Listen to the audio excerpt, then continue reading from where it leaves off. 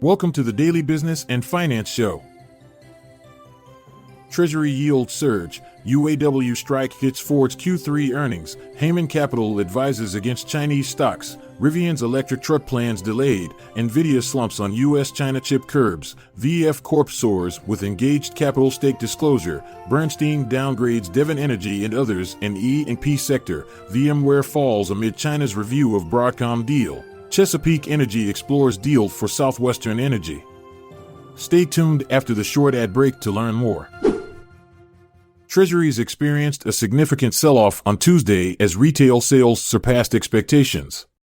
The 10-year Treasury yield climbed by 13 basis points to reach 4.84%, while the 2-year yield saw an increase of 8 basis points, reaching 5.18%.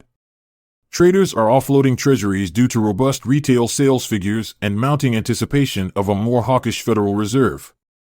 Consequently, the bond market is now facing uncertainty and the potential loss of its strategic and stabilizing anchors. Ford Motor Company is urging the United Auto Workers Union to bring an end to their 32-day strike and come to a new labor agreement.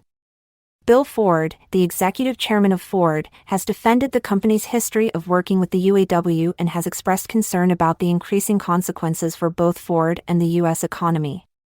Negotiations between Stellantis, listed on NYSE as STLA, and the UAW have been active, but there have been no reported developments regarding General Motors.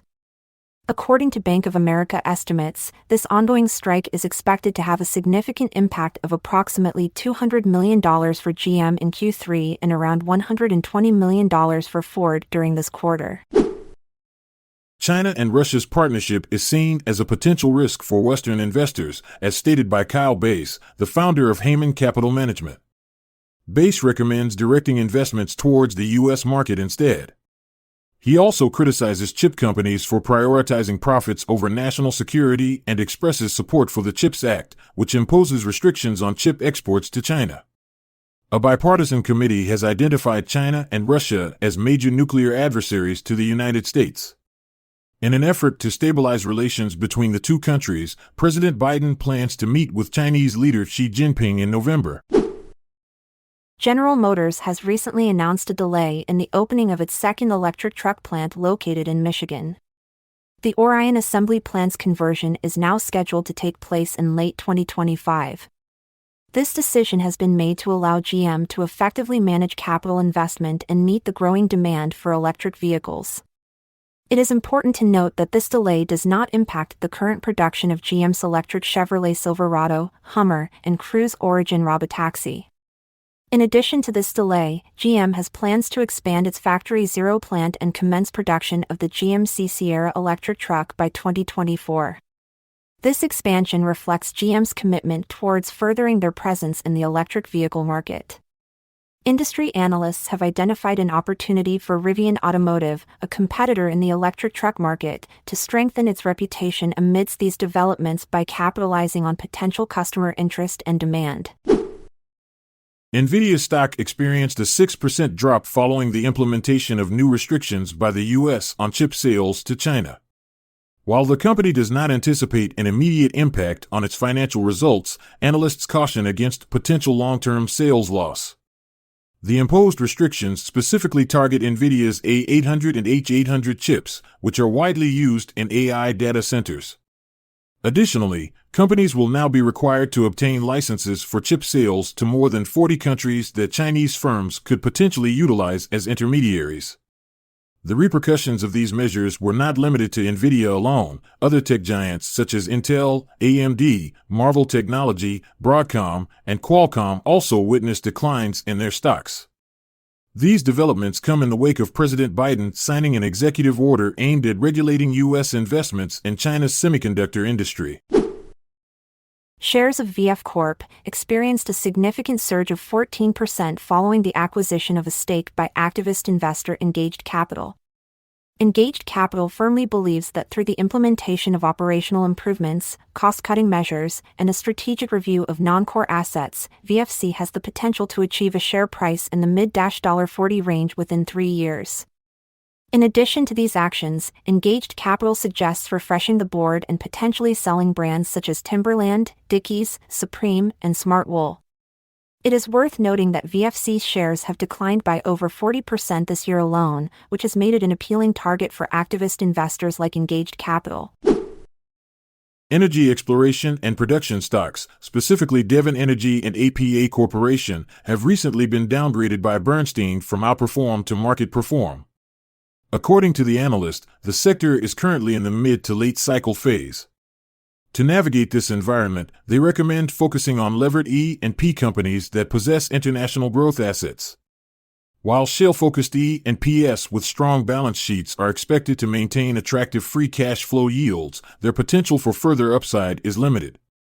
Despite this outlook, Bernstein has maintained its outperform ratings for Hess and ConocoPhillips. These two companies are recognized for their robust balance sheets and potential for international growth. They suggest prioritizing levered E and P firms with international growth assets while acknowledging that shale-focused companies may continue generating appealing free cash flow yields but face restricted upside potential. However, Hess and ConocoPhillips retain their outperform ratings based on their strong financial positions and prospects for international expansion. In market news, VMware shares dropped 7.7% following reports of China's review of the company's $60 billion sale to Broadcom. The deal spread widened to $17.24 from $6.90 on Monday, and traders believe the timing of China's approval now depends on the macro environment. However, sources suggest that the deal is expected to be approved by China's antitrust regulator before the end of October. This update comes amidst new U.S. restrictions on chip sales to China, but it is unlikely to impact VMware's deal with Broadcom. The transaction still requires approval from Korea's antitrust regulator and China's State Council or Central Committee level before it can close. Shares of Southwestern Energy experienced a notable increase of 6.1% on Tuesday. This surge in stock price was triggered by reports indicating that Chesapeake Energy, listed as CHK on the Nasdaq exchange, has approached Southwestern Energy for a potential acquisition. It is important to note that discussions between the two companies are still in their early stages and no final decisions have been made. Chesapeake Energy is currently evaluating various acquisition opportunities and may consider pursuing a different target altogether. However, if this particular merger with Southwestern Energy proves successful, it would result in the creation of the largest exploration and production company focused on natural gas in the United States based on market capitalization. This combined entity would surpass EQT Corporation, another prominent player in this sector. Both Southwestern Energy and Chesapeake Energy operate within neighboring regions. Southwestern primarily operates within Appalachia's shale formations while also having a presence in Louisiana's Haynesville Basin, where Chesapeake also conducts its operations. The news of this potential acquisition has had positive effects beyond just these two companies. Other stocks with a focus on natural gas exploration and production, such as Westport Fuel Systems, Antero Resources, Comstock Resources, EQT Corporation, and Range Resources, have also experienced upward movement following these developments. While talks are still at an early stage and other acquisitions are being considered by Chesapeake, if successful, this merger would create the largest U.S.-based natural gas-focused exploration and production company by market capitalization. Thank you for joining us on the Daily Business and Finance Show.